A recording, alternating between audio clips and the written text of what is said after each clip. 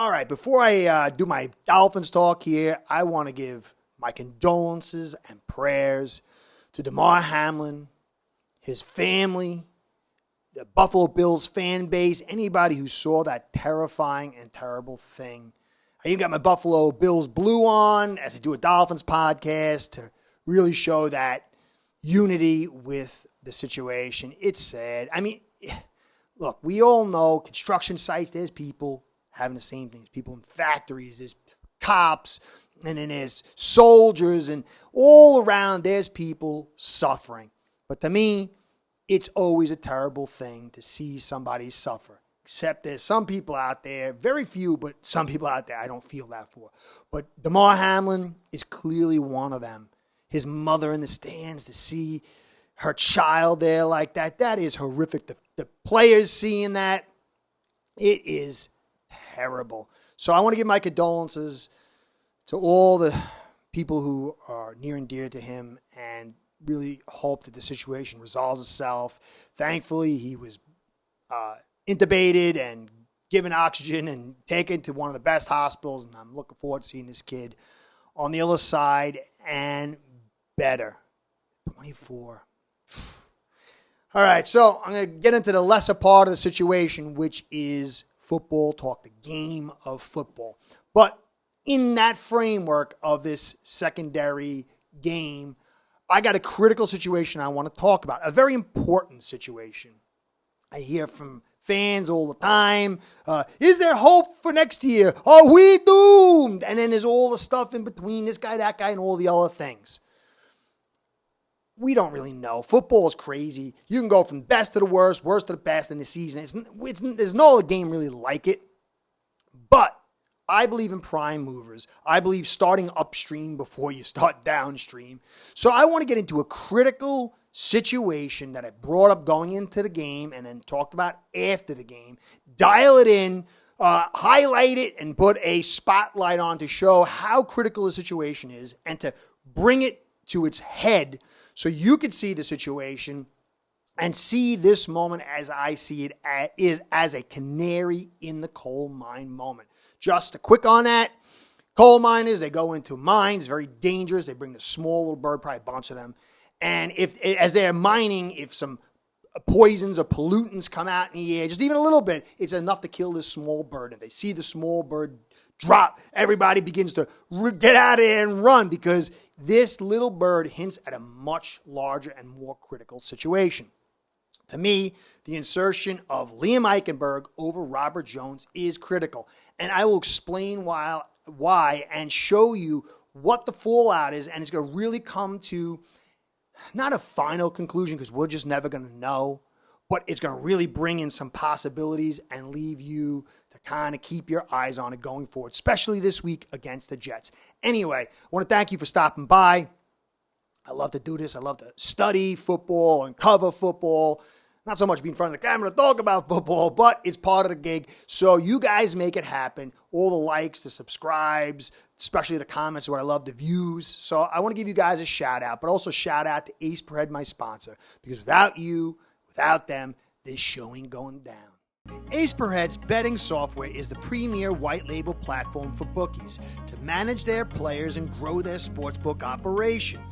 Click the link in the description below to get set up in minutes. Ask for the Curtis promo and get a special introductory discount. Okay, so first I want to lay out the possibilities. So you could see the decision that was before our staff. And then I'm going to deal in the background, the context, and the final layout. Not going to go on too long. Got graphics, got in stats, and the whole nine. So in a very, very critical game, you had to make a very, very critical decision on the most critical unit in the game of football, the offensive line.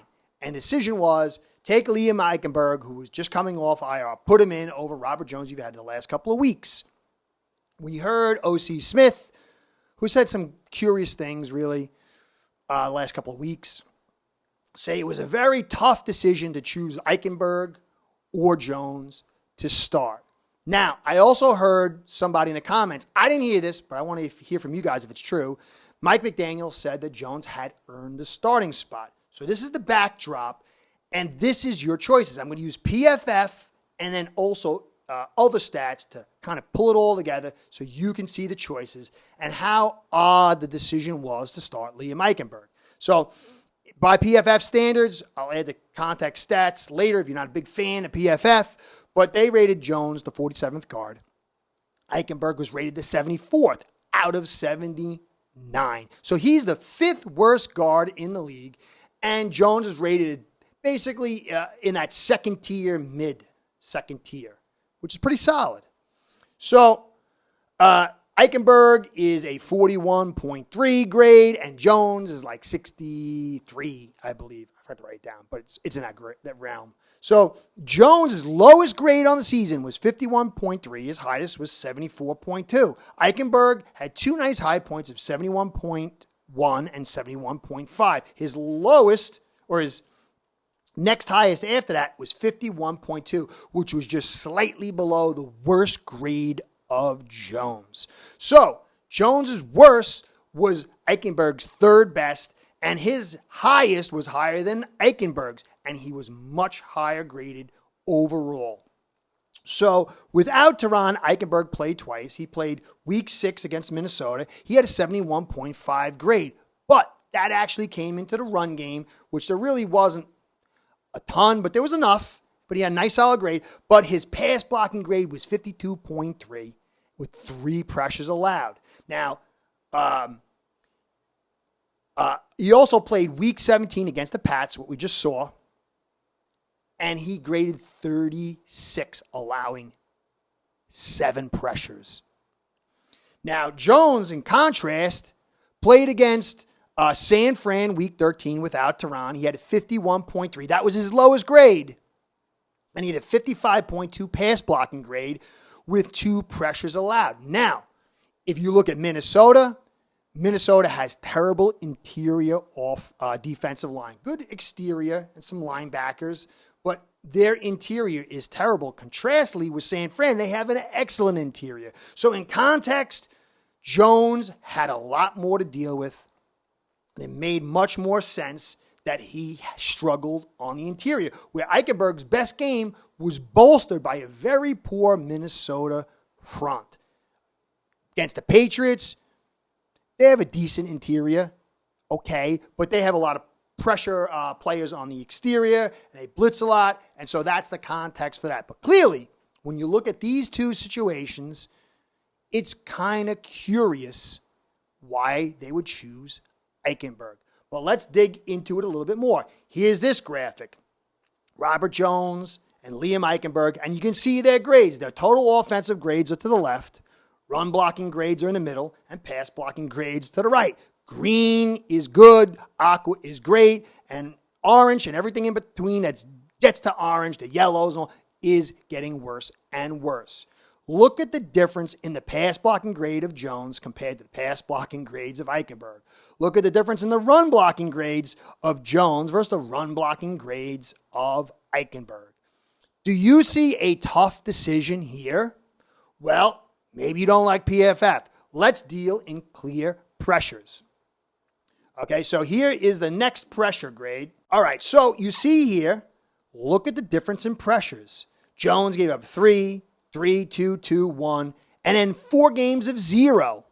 Look at the pressures allowed by Eichenberg. 7, 4, 4, 3, 3, 2, 2, 1. This guy has not had a single game without pressure.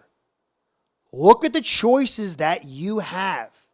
Look at the amount of hurries that he has compared to Jones. What a curious decision.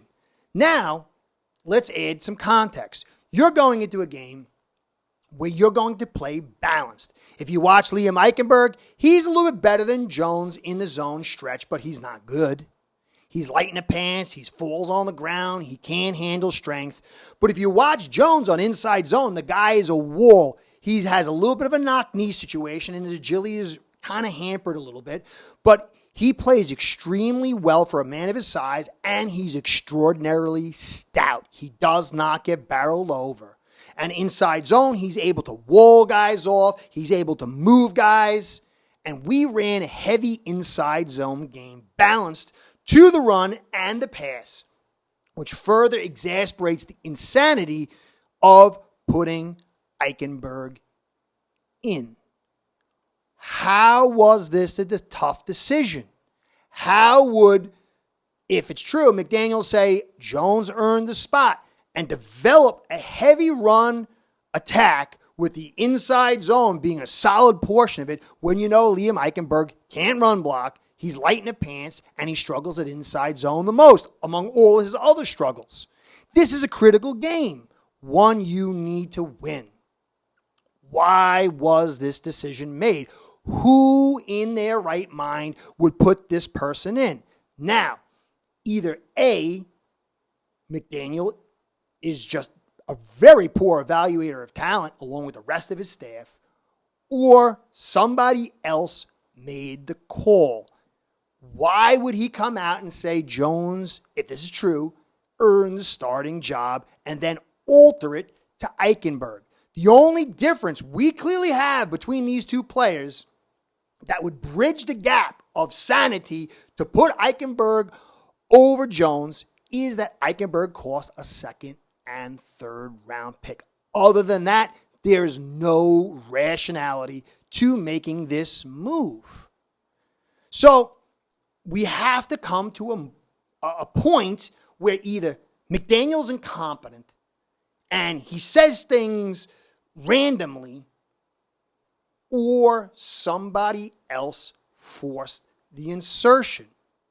I'd like to take you back to 2020, where the staff, including Flores, was completely adamant about not starting Tua.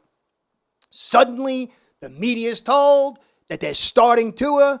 The players don't know about it. Flores doesn't get a chance to tell anybody. Tua doesn't get any extra snaps leading into the game. Gailey, who was critical, according to Flores, for the future of his team and his offense, said at the beginning of the 2020 season, when Tua understands the playbook and when he's healthy enough, he'll get his start. And then post the 2020 season, we heard Tua say, I didn't know the playbook as well as I should, and I wasn't really fully recovered. But yet we find, despite Flores saying no one's going to force me into this decision, and if I was his father, putting in Tua, cutting the throat of Fitzpatrick, which robbed him of millions of dollars of playing time incentives, and sticking to Gailey, who wasn't in on the decision. So either, just like McDaniel, Flores was insane and decided to say stuff during the week that was totally irrational and contrary to the decisions he made, or somebody forced the move. We have a choice now. Either our coaches are incompetent and irrational, or somebody above them has more control than what we're being told. This is for you to decide. There's way more evidence than this, but clearly we're at a juncture. We'll wait to see how it plays out. It'll be interesting to see if Eichenberg starts again against the Jets, which would be even a greater level of insanity considering the front they have with Quinn and Williams. But this alters a tremendous amount because either we have a coach who's no good and totally nuts and frankly incompetent, or we have a very interfering brass who's fed us stories about them just being bullied and not in control. This is bad on both ends. Anyway, thank you for stopping by. This is Curtis saying I appreciate everything you guys do. Please like, comment, and subscribe. You guys make the channel go. Big game coming up. Let's hope there's a third option, but I can't really find one. I'd like to hear in your comments what that third option might be. Big game, guys. Damar Hamlin get better. Go Fins. Start building your own online sportsbook today by getting signed up with aceperhead.com service that'll allow you to book action on sports from all around the world.